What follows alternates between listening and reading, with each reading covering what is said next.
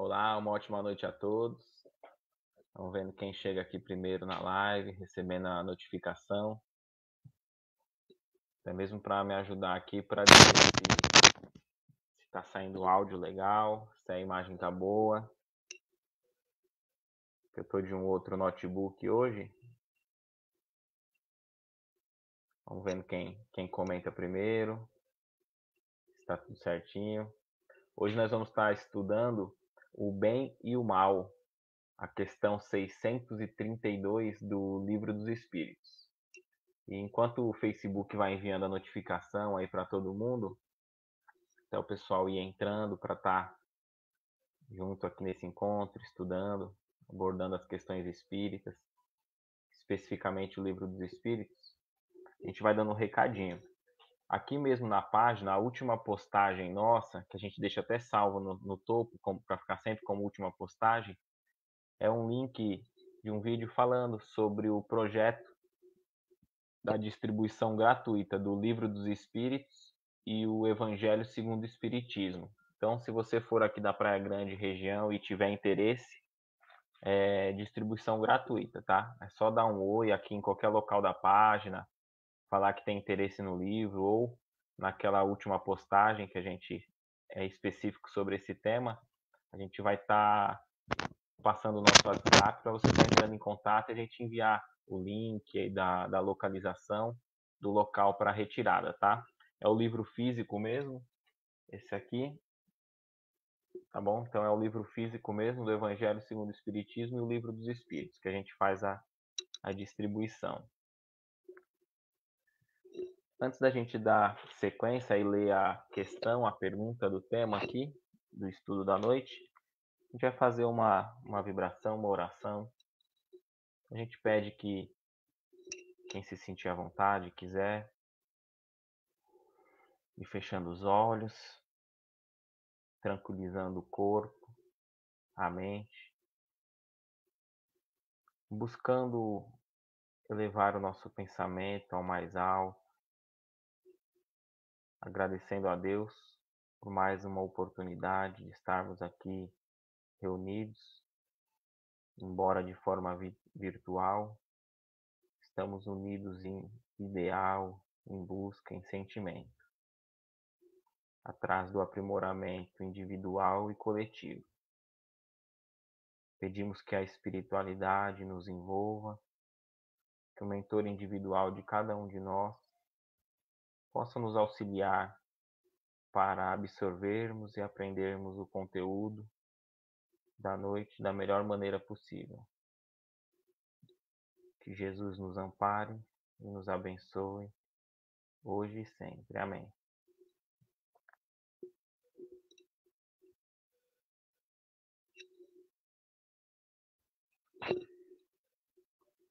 A questão, vou colocar até aqui na tela.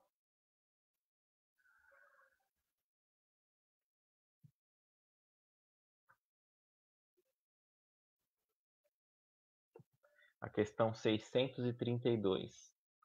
O homem que está sujeito a erros não pode se enganar na apreciação do bem e do mal e crer que faz o bem quando na realidade faz o mal?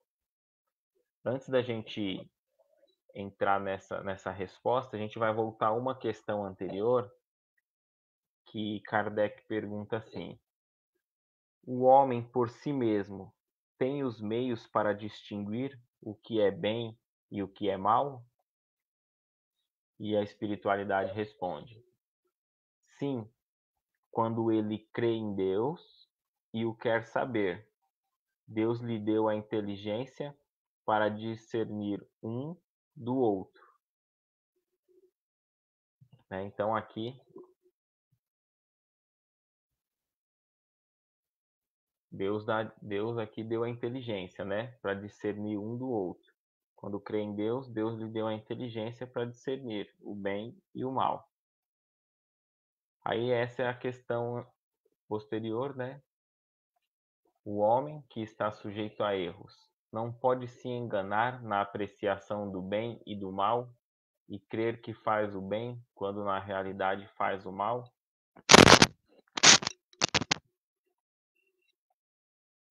Aí a resposta: Jesus vos disse: vede o que quereis que se fizesse ou não se fizesse para vós. Tudo está nisso. Desse modo não vos enganareis. Então, desse modo, né, ó, nós temos aqui, ó, Jesus vos disse: vede o que quereis que se fizesse ou não para vós, tudo está nisso, e não vos enganareis. Às vezes a gente não precisa ir para uma filosofia tão profunda para a gente saber, né, o que seria o ideal, o que é o bem, o que é o mal. Basta a gente se colocar no lugar do outro e pensar: será que essa minha atitude, essa minha palavra, minha fala ou minha ação vai ofender, vai prejudicar, vai fazer um mal para o outro ou vai fazer um bem? Se eu estivesse no lugar do outro, na posição do outro, de quem vai receber essas palavras ou essa ação, eu iria gostar? E aí a gente vamos ter essa medida. E conforme a gente vai evoluindo, a gente vai compreendendo melhor essa posição do bem e do mal. Mas muitas vezes nós estamos quase sempre de forma egoística, pensando só em nós. E essa atitude simples de se colocar no lugar do outro, a gente deixa para depois. A gente não tem o hábito de seguir, né? Então bastaria em todas as nossas ações a gente pensar um pouco no outro, se colocar no lugar do outro, para a gente evitar muitos erros e muitos problemas, né? Então a gente tem discernimento, a gente sabe, né, o que é o bem e o que é o mal. Muitas vezes a gente não exerce. Ó, o pessoal que está acompanhando aqui, tá saindo o áudio certinho? Quem puder responder, que eu tô na dúvida, que eu estou usando um outro equipamento, um outro fone. Se alguém puder comentar aqui se o áudio está saindo normal, eu agradeço. A gente ir dando continuidade aqui com mais confiança. Então é isso, né? A gente pode se colocar no lugar do outro para saber melhor se aquela atitude é boa ou ruim.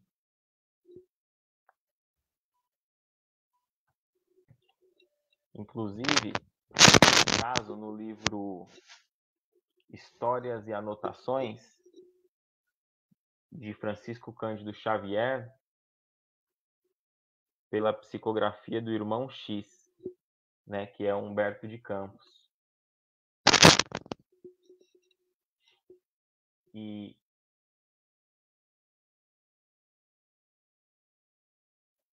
ele vai dizer sobre um caso de dois amigos que conversavam, estavam dialogando. E um deles era um doutor muito cético, que dizia: a espiritualidade, a mediunidade não.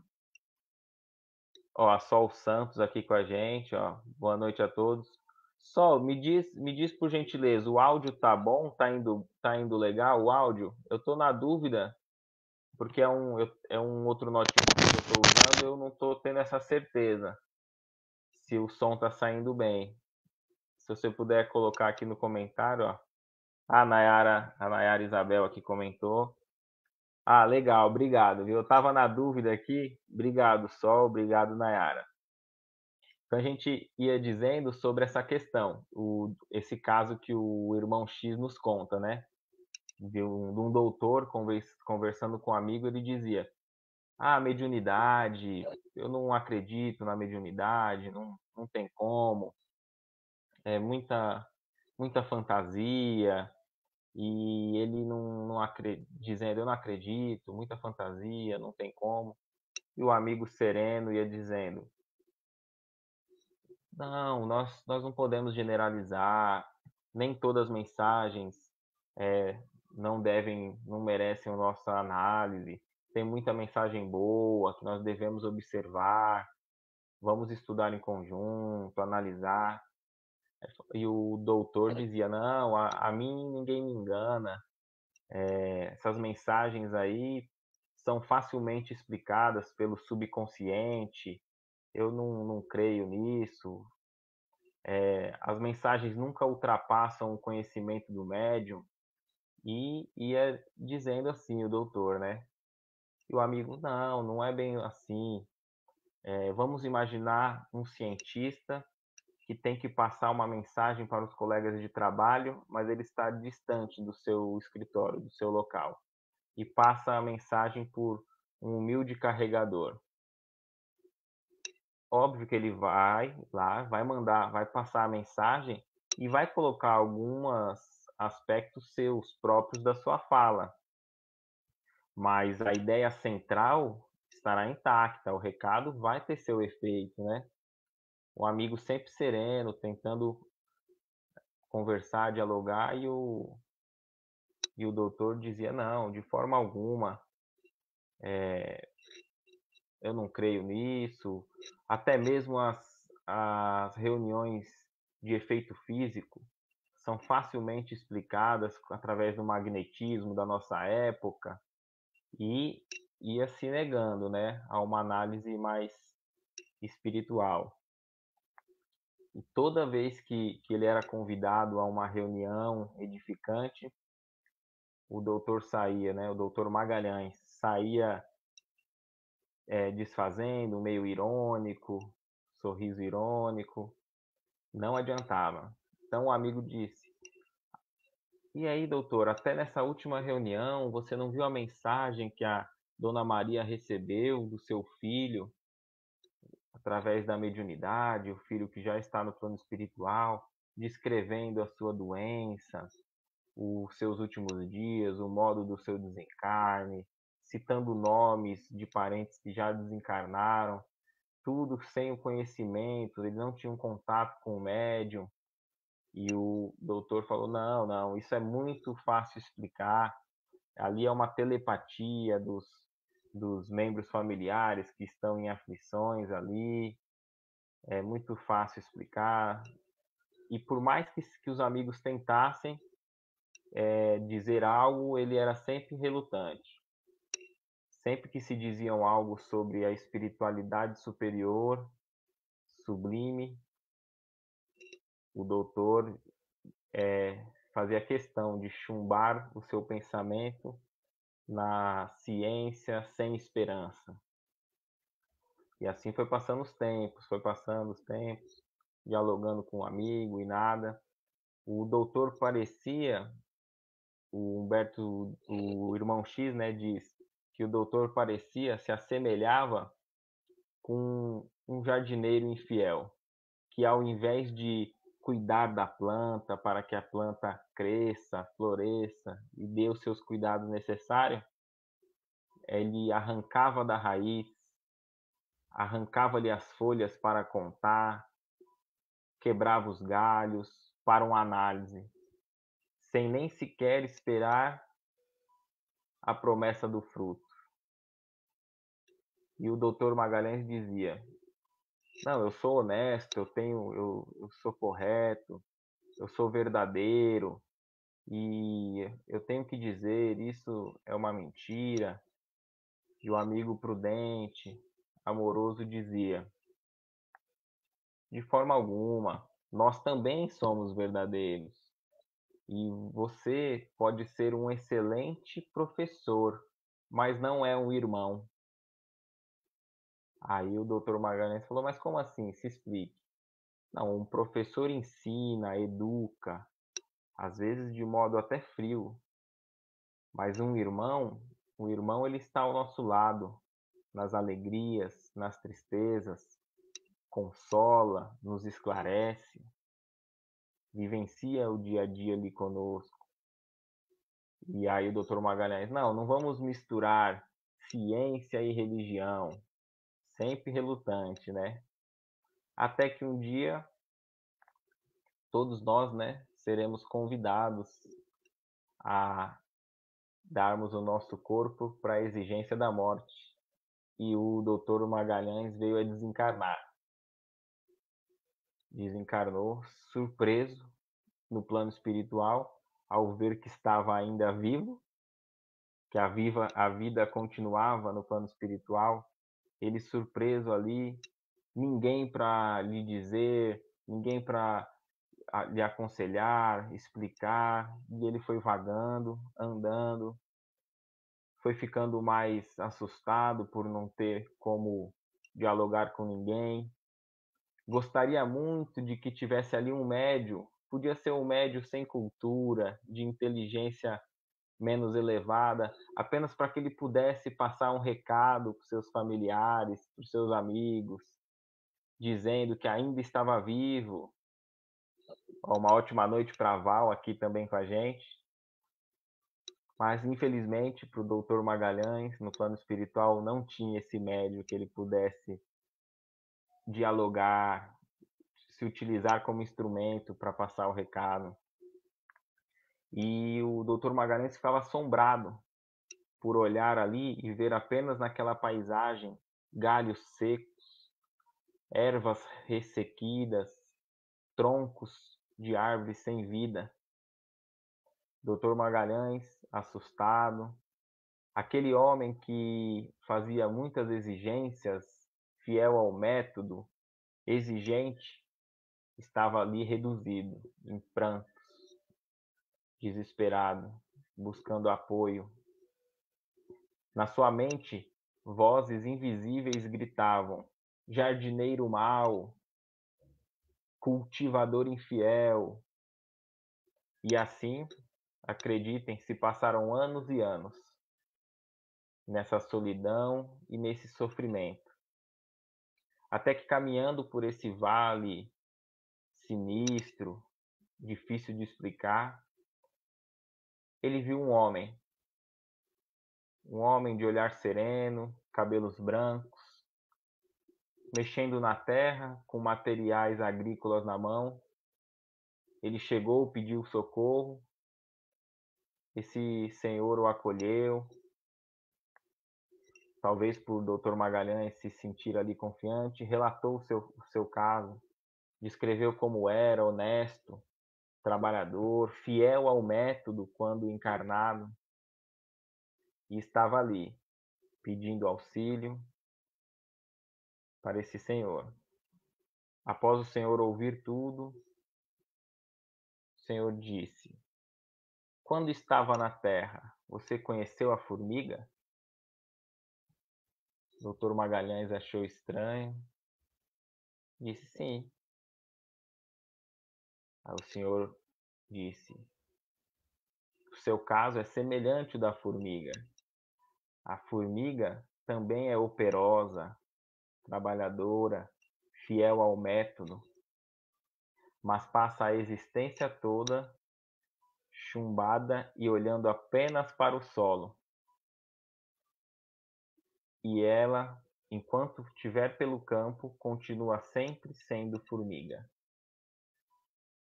O Dr. Magalhães compreendeu a analogia, com lágrimas nos olhos, talvez por ele compreender que ele passou a existência toda sem uma evolução moral, passou a existência toda olhando apenas a parte material, sem cultivar o bem e a esperança. E ali, Dr. Magalhães chorava, mas o senhorzinho o acolheu. Falou: vem comigo, te ensinarei a ser um jardineiro fiel. Esqueça as sombras e as dores. Vamos buscar junto a luz. Sem dúvida que a investigação, o trabalho é muito digno na Terra.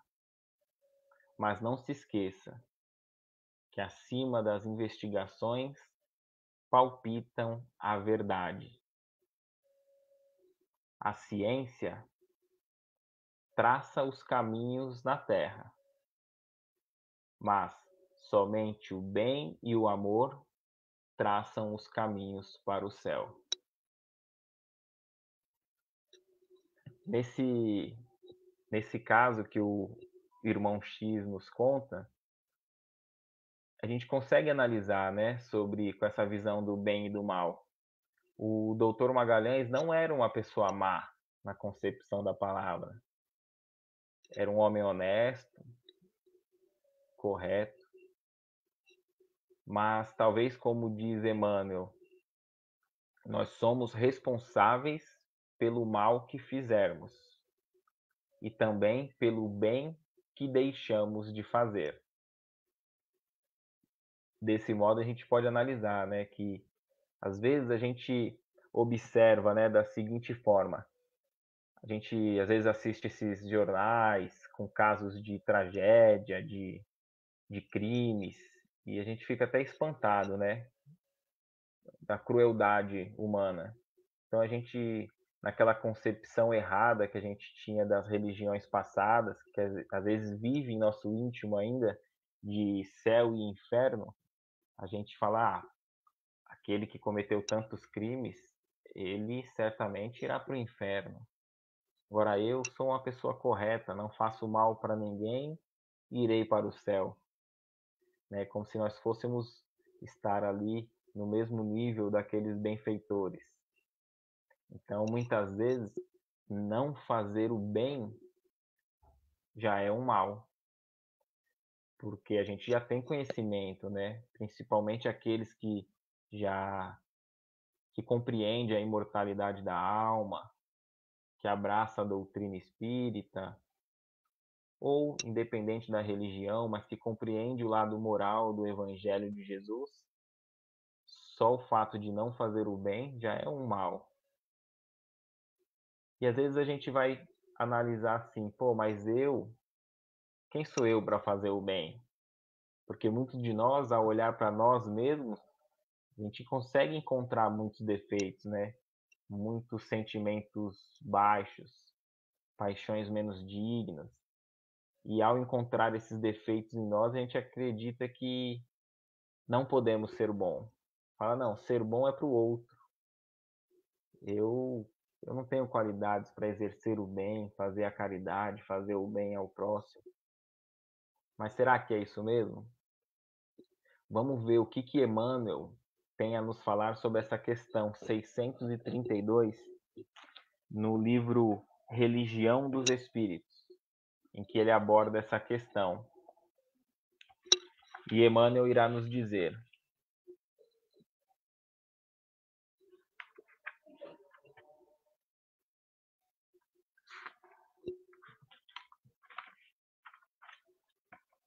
bem-aventurados os puros, porque verão a Deus. Estudando a palavra do Mestre Divino, recordemos que no mundo até hoje não existiu ninguém quanto ele com tanta pureza na própria alma. Ó, a Nice Calegari aqui, ó. Boa noite. Gostaria de fazer uma pergunta. Quando a pessoa comete o suicídio, o que acontece com o seu espírito? Nice, ó, sem nos aprofundar demais, mas nós temos várias questões no Livro dos Espíritos que abordam, e vários espíritos também vieram até reuniões mediúnicas com Allan Kardec e descreveram seu sofrimento. Né? Muitos disseram que se jogaram nas rochas e tinham a sensação de vários e vários anos daquele impacto no rochedo, e é mais um sofrimento moral e tal. No livro Memórias de um Suicida também tem bastante relatos de sofrimento e dor para quem comete um dos maiores erros, maiores equívocos, que é o de tirar a própria vida, porque o Espiritismo já diz, né, que nossa vida continua, não tem como interrompê-la. Nós temos uma única vida espiritual, com várias experiências na carne. Mas o Espiritismo, ele tem uma parte que consola. Boa parte da doutrina espírita é consoladora. Só por esse fato de ninguém deixar de existir já é um consolo. Então nós sabemos que a responsabilidade é muito grande e a pessoa que se suicida vai arcar ali com as ações que fez. Mas também nenhum espírito está abandonado. Aquele que por um momento de equívoco de dor tirou a própria vida, Deus leva em consideração a sua alma boa, os bens que fez ao próximo e certamente é amparado.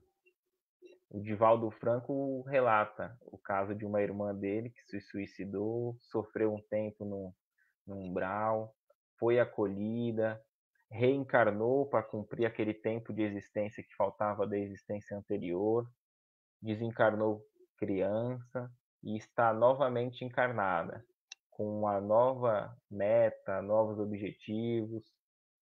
Então, assim, realmente não é o espírito que se suicida sofre, mas nunca está totalmente desamparado. E o momento virá em que ele será acolhido, terá novas experiências e irá continuar progredindo. Tá? A gente não vai conseguir adentrar muito nesse tema porque é um tema que merece o nosso cuidado nas palavras e talvez uma live somente desse tema para a gente estudar em conjunto essas questões, tá bom? Mas espero aí ter conseguido responder aí de modo superficial, mas dado uma noção. Ó, a Cleia Martinelli aqui também conosco. Seja bem-vindo a todos, a gente agradece todo mundo que está acompanhando aqui a live. E vamos dar sequência aqui no tema o bem e o mal. Aqui a gente está lendo agora uma parte de Emmanuel, comentando a questão 632 sobre o bem e o mal.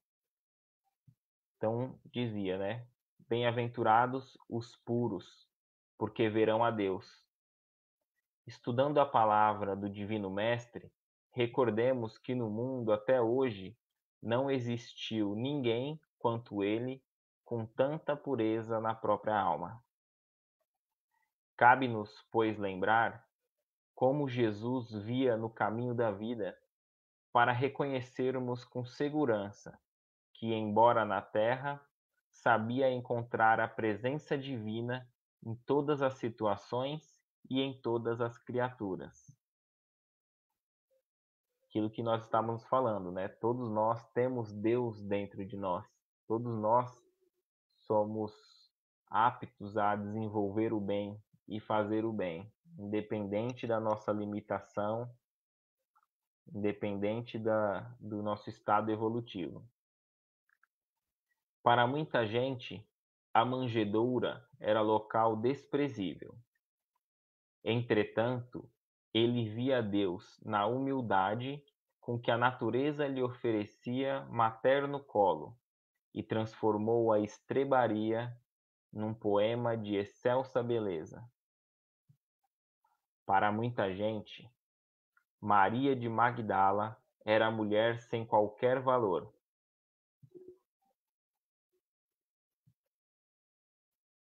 Pela condição de obsediada em que se mostrava na vida pública.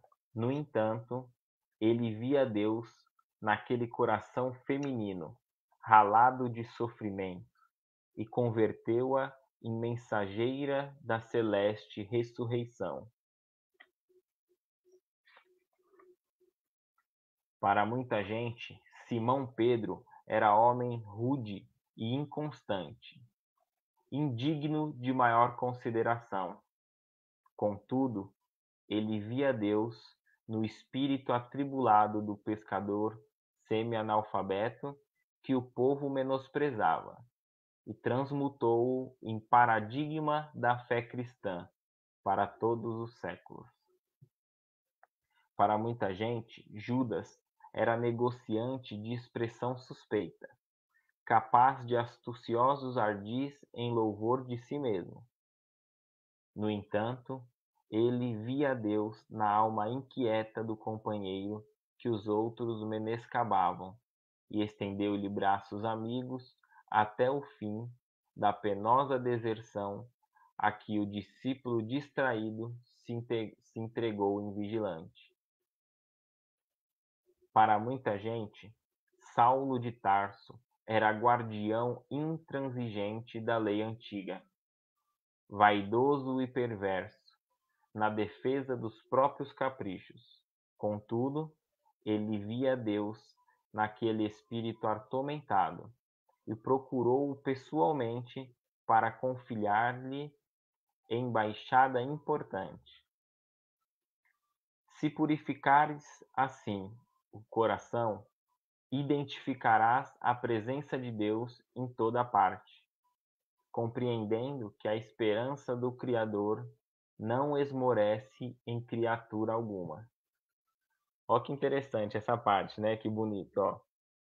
Se purificar assim o coração, identificarás a presença de Deus em toda parte, compreendendo que a esperança do Criador não esmorece em criatura alguma, e perceberás que a maldade e o crime são apenas espinheiro e lama que envolve o campo da alma, o brilhante divino que virá fatalmente à luz.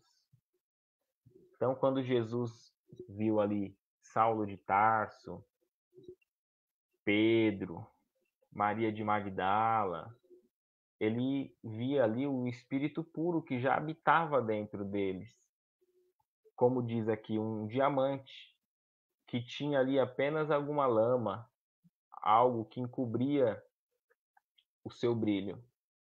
E assim somos todos nós, que temos que ter confiança no nosso lado bom que habita dentro de nós, para que a gente possa ir desenvolvendo e progredindo. Porque todos nós fatalmente iremos à luz. Seremos um dia espírito puro, porque essa é a lei de progresso. Agora, quanto a gente ficar adiando esse esforço, nesse burilamento íntimo, quanto mais adiarmos, mais iremos sofrer e demorar. Mas todos nós somos capazes de ser um espírito puro e bom. Basta desenvolver o bem.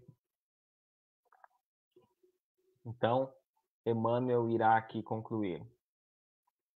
E aprendendo e servindo, ajudando e amando, passarás na terra por mensagem incessante de amor, ensinando os homens que te rodeiam a converter o charco em berço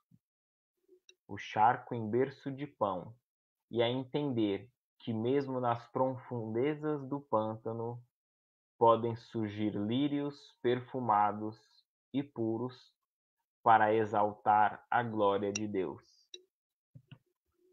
Independente da nossa situação evolutiva, independente do nosso estado, nosso estágio que nós nos encontramos, todos nós podemos ser bons, podemos ser melhores. Como diz aqui a questão, né? Para saber o bem e o mal, basta se colocar no lugar do outro. É que muitas vezes a gente não quer nem se colocar, fazer esse exercício mental para antecipar problemas. Mas basta que a gente tenha o hábito de nos colocar, aquela empatia, né? Nos colocar no lugar do outro, que saberemos se aquela atitude, nossa ação é boa ou má. Que possamos ter esse discernimento e começar hoje o nosso trabalho íntimo. Porque como nós contamos no caso aqui, né, do irmão X, o jardineiro infiel, ele não era mau, mas não fez o bem e por isso sofreu. Então, quem de nós pode mensurar como foi nossas últimas existências? Será que nas nossas últimas 5, 10 existências nós não estamos encarnando e desencarnando no mesmo estágio evolutivo?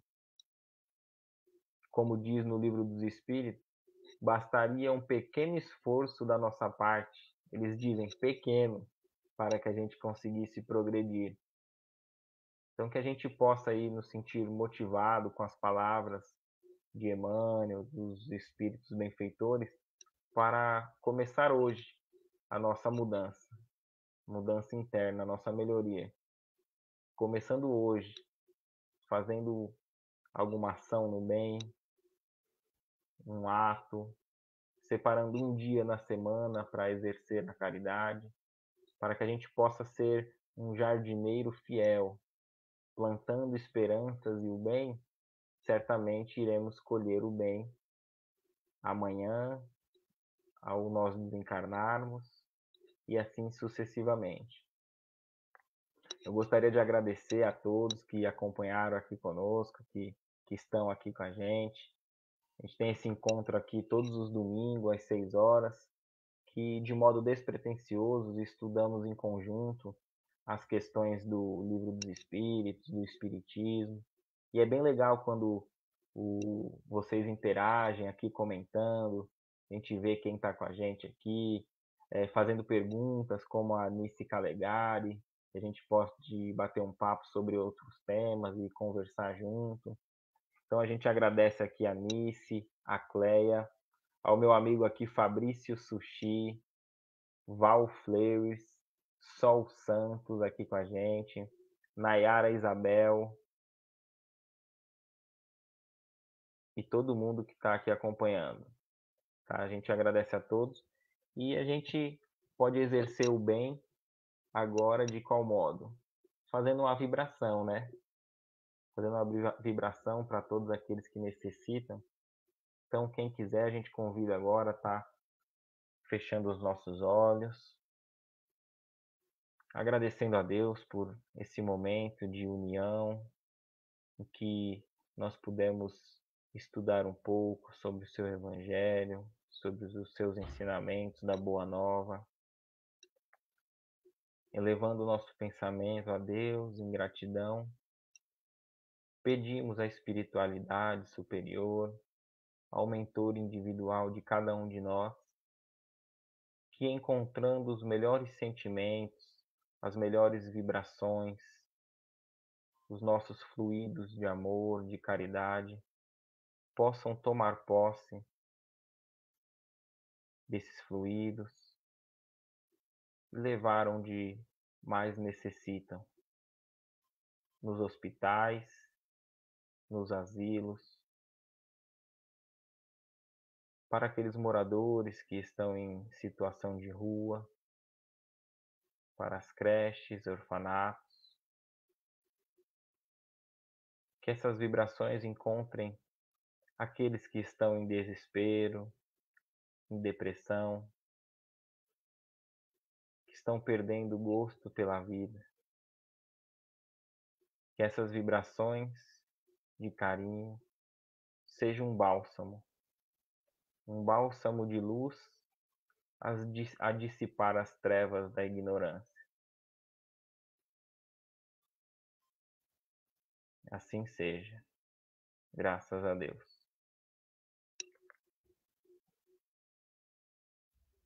Muito obrigado pelo carinho e a você muita paz e uma ótima semana.